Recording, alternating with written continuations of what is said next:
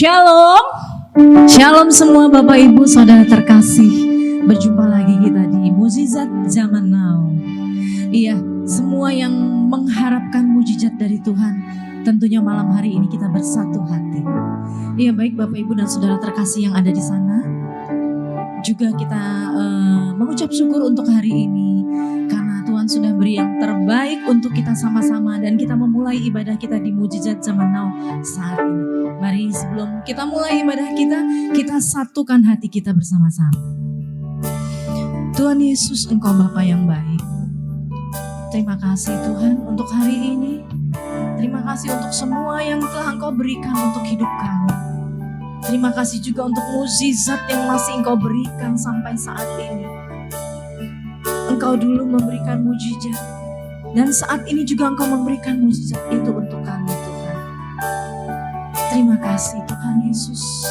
Engkau melihat hati kami, anak-anak-Mu yang malam hari ini menyatu untuk mengikuti ibadah malam hari ini.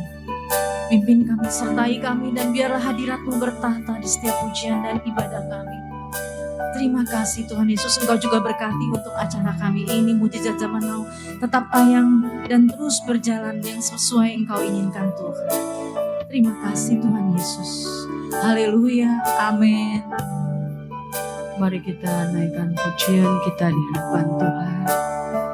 Sama-sama kita naikkan pujian dan dikatakan,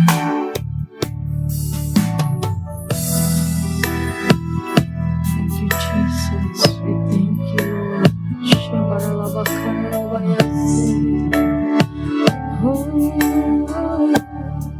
Saat ku sembahmu, Kau hadir di sini. Saat ku berseru, Kau pulihkan hati ini. Sebab itu ku nyanyi, haleluya, terpujilah Tuhan. Lagi katakan, saat ku sembahmu, Kau hadir di sini. Saat ku terseru, Kau pulihkan hati ini. Sebab itu ku nyanyi, haleluya, terpujilah Tuhan. Hadirat-Mu, hadirat-Mu Tuhan, ku rasakan.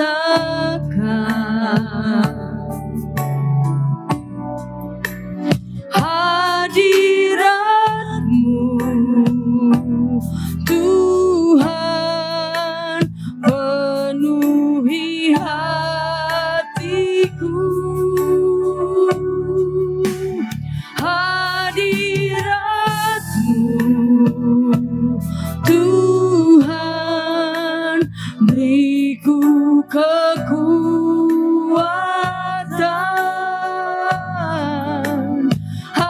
Hadirat-Mu memulihkan hidupku.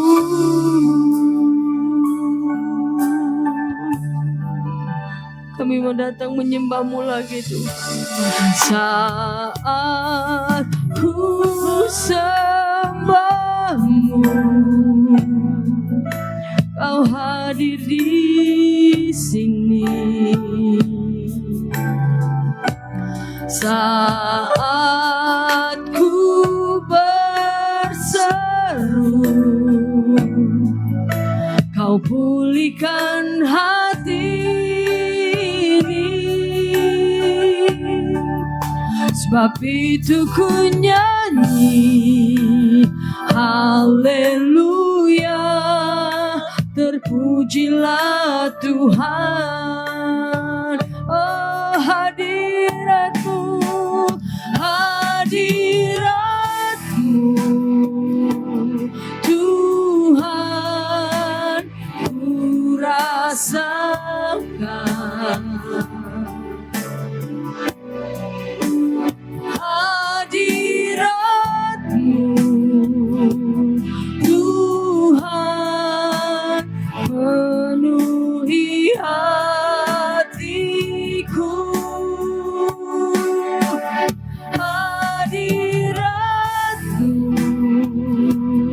Tuhan, beriku kekuatan.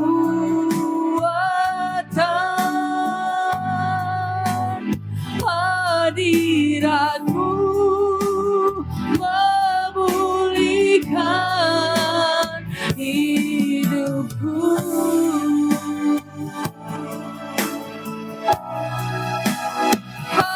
Hadiratmu Tuhan, ku rasakan.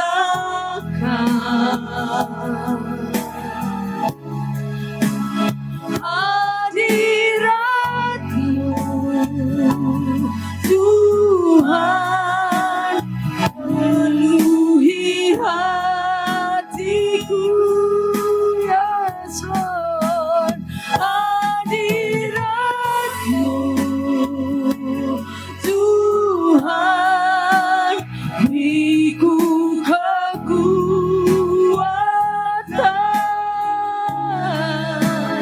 Hadiratmu memulihkan hidupku. Oh hadiratmu memulihkan. Hadiratmu memulihkan hidupku.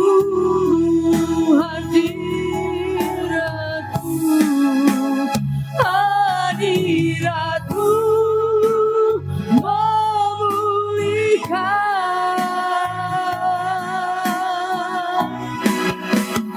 hidupku.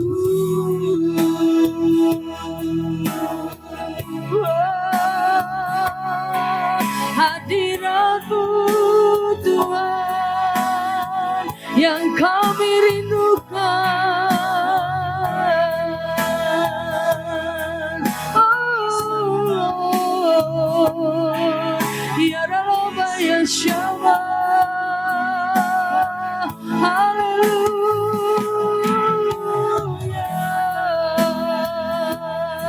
Hanya Kau Yesus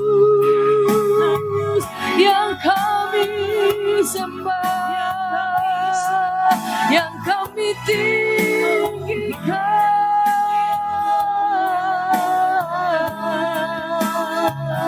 Tiada Allah yang lain yang kami sembah selain Kau Yesus.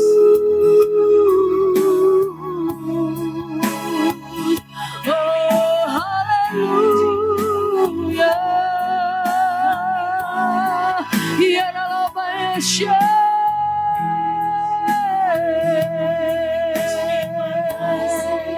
Haleluya, anugerah-Mu melimpah bagiku, selalu baru di setiap waktuku. Kebenaran-Mu dan perkenananmu mengikutiku.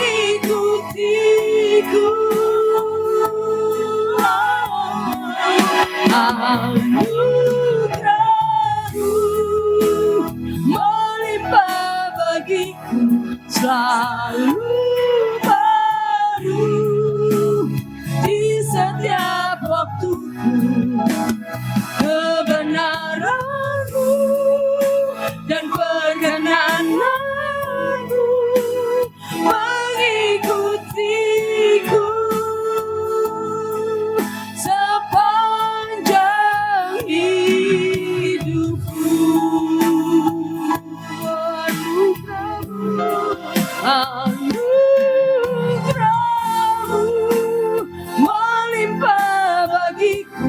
selalu baru di setiap waktuku.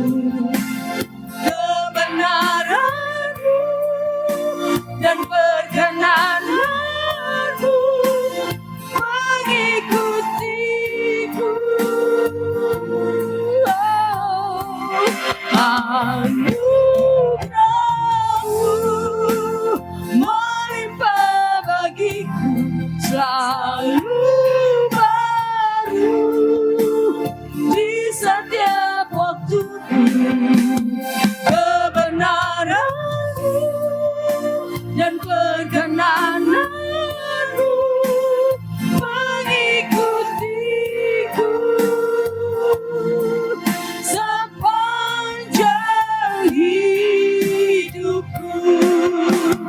Kebenaran-Mu dan perkenananmu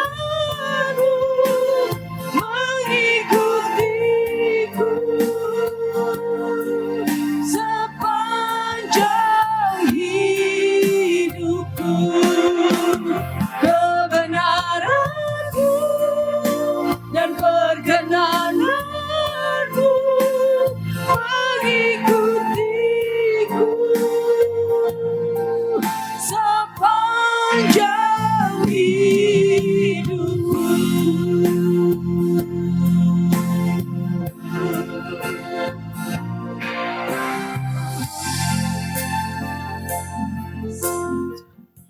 Shalom Bapak Ibu, shalom semuanya. Renungan kita malam ini adalah Yesus dimuliakan di gunung.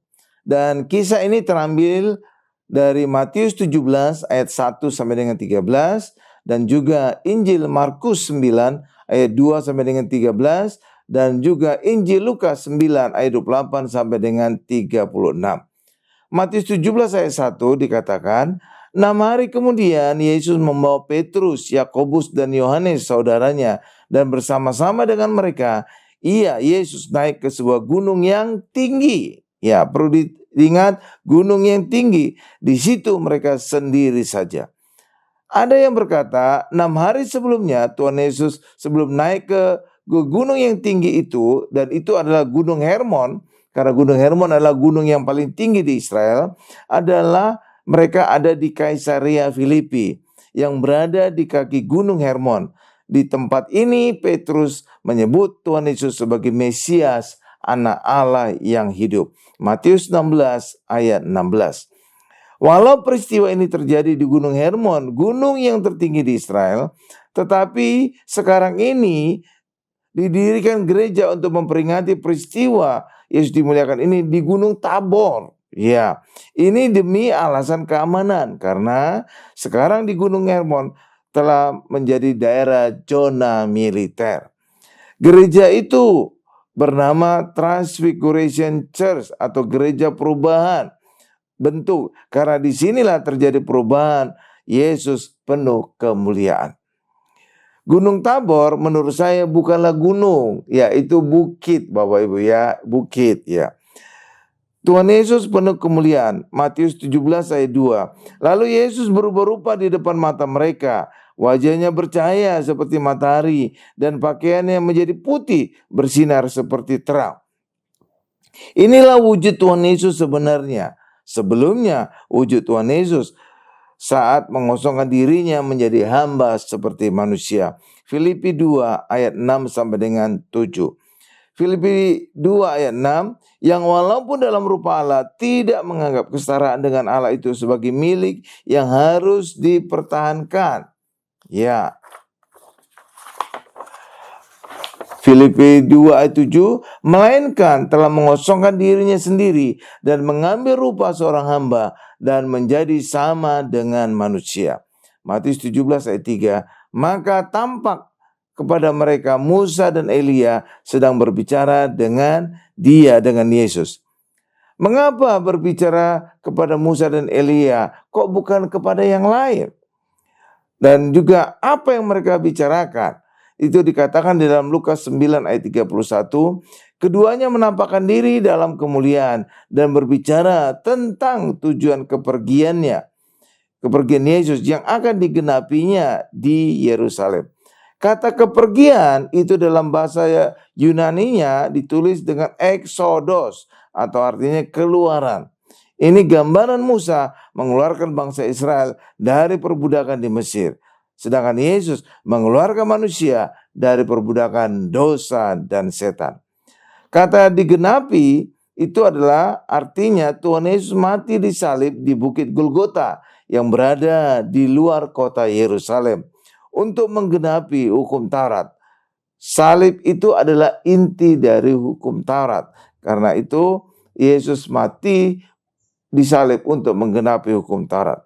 Lukas 9 ayat 35, maka terdengarlah suara dari dalam awan itu yang berkata, inilah anakku yang kupilih, dengarkanlah dia. Allah menegaskan murid-murid dan juga orang Kristen harus mendengarkan dan berfokus kepada Tuhan Yesus saja yang telah dipilih Allah, bukan hidup di bawah hukum Taurat dan para nabi. Yesus mengajak 3 murid yaitu adalah Petrus, Yakobus dan Yohanes. Dan ini punya makna. Petrus itu artinya adalah batu karang. Dan ini menjadi gambaran hukum Taurat. Yakobus artinya pengganti. Sedangkan Yohanes artinya anugerah. Jika ketiga nama ini digabung, itu berarti hukum Taurat berganti menjadi anugerah. Jika kedua ayat di atas digabung dengan makna ketiga murid itu, maka kita bisa menyimpulkan Tuhan Yesus berbicara dengan Musa dan Elia. Artinya orang Kristen harus berubah yang semula hidup di bawah hukum Taurat yang mengandalkan. Dan hidup hukum Taurat itu artinya apa? Mengandalkan perbuatan baiknya berganti menjadi hidup di dalam anugerah Tuhan Yesus saja. Ucapan Petrus diinterupsi Allah.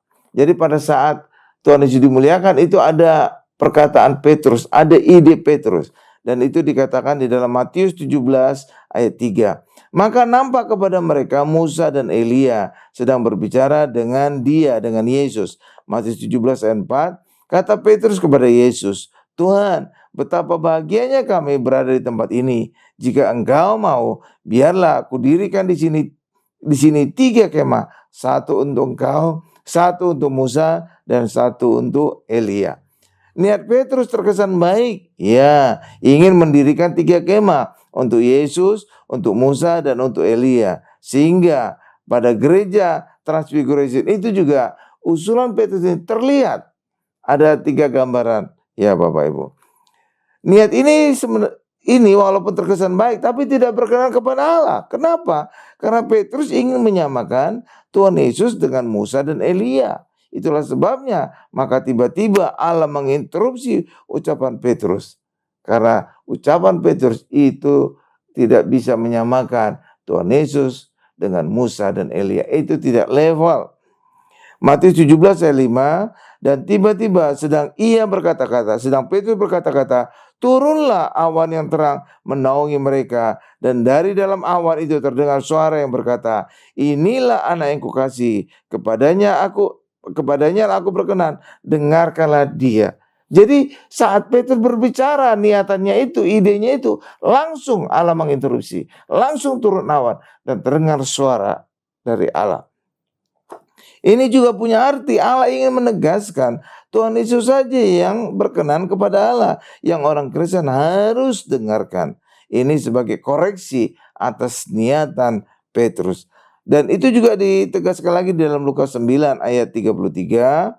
Petrus tidak tahu apa yang dikatakannya itu. Jadi itu cuma asal ngomong aja Petrus.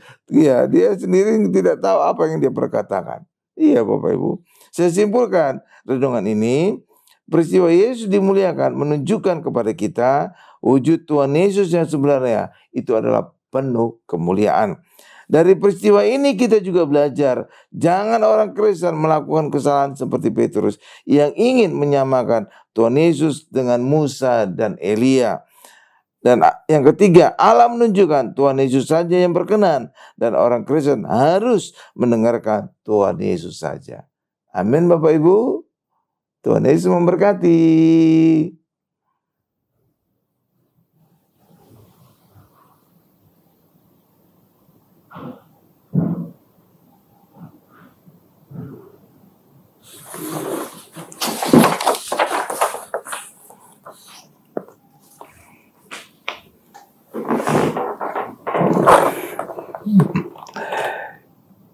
Ya, saya ingin berdoa untuk para netizen yang mengikuti program Mujizat Zaman Now ini. Mari kita tundukkan kepala kita.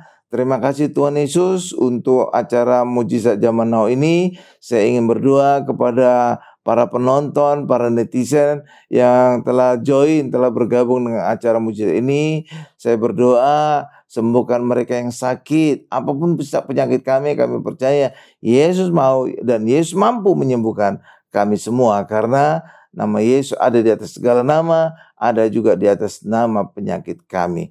Demikian juga berkati juga usaha pekerjaan kami, apapun usaha pekerjaan kami percaya Yesus mau memberkati kami, Yesus mampu memberkati kami, karena kami bukan warga dunia, tapi warga kerajaan surga yang sedang berada di dunia. Demikian juga apapun masalah kami, baik itu masalah rumah tangga, baik masalah suami, masalah istri, masalah anak, kami bawa ke hadapan-Mu Tuhan, dan damai Kristus menaungi kami, sehingga apapun masalah kami, Tuhan bisa memberikan solusinya. Akan Tuhan berikan damai Kristus di dalam keluarga kami. Tidak ada cekcok, tidak ada pertengkaran, tidak ada ribut, karena kami percaya damai Kristus, kehendak Kristus hadir dan berkuasa atas kehidupan kami. Demikian juga apapun keterikatan kami percaya Yesus yang berkata, ketika kami dalam Kristus, di dalam firman-Mu, maka Tuhan akan membebaskan kami apapun keterikatan kami. Terima kasih Tuhan Yesus, dan kami percaya juga di dalam Yesus tidak ada jalan buntu, karena Yesus adalah jalan, Yesus adalah pintu, sehingga apapun masalah kami selalu ada solusi. Terima kasih Tuhan Yesus, terima kasih dalam nama Yesus kami berdoa dan mengucap syukur. Haleluya. Sama-sama kita berkata amin. Baik Bapak Ibu Saudara terkasih, ibadah kita sudah selesai pada malam hari ini, dan kita akan kembali lagi menyatukan hati kita sama-sama yang rindu menantikan mujizat Tuhan.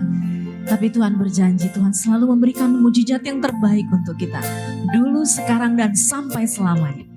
Baik Bapak Ibu, malam hari ini yang mengalami sakit akan disembuhkan Tuhan. Percaya, Tuhan Yesus pasti akan menyembuhkan dengan mujizatnya. Apapun pergumulan kita hari ini, Tuhan pasti akan sembuhkan, pulihkan, dan kita akan dimenangkan. Baik, kita akhiri ibadah kita malam hari ini, dan jangan lupa kita kembali lagi dengan Mujizat Zaman Now di hari Selasa, Kamis, dan Sabtu. Tuhan Yesus memberkati. Sama-sama kita naikkan pujian ini, katakan El Shaddai, El Shaddai, Allah Maha Kuasa, Dia besar, Dia besar, El Shaddai mulia, El Shaddai, El Shaddai, Allah Maha Kuasa, berkat-Nya